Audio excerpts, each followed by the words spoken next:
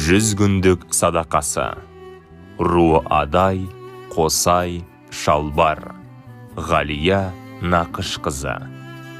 Адам мәңгі жүрмейді бұл жалғанда, көнеміз ғой тағдырдың салғанына. Көзімізге ып-ыстық жас келеді, анашым, өзіңізді сағынып еске алғанда. Бұл өмір түбі бітер аялдама, жақсылар кетіп жатыр баяу ғана. Алланың ақ ниеті сізге түссін, иманың жолдас болсын аяулана. Құрметті ағайын туыс бауырлар, құда жекжат, дос жаран және барша көз көрген жамағат.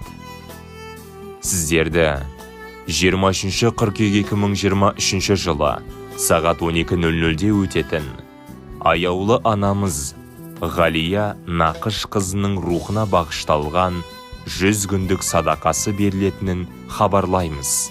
Мекен жайымыз Ақтау қаласы 32А 29 үй 223 пәтер. Садақа беруші ұлы мен қыздары.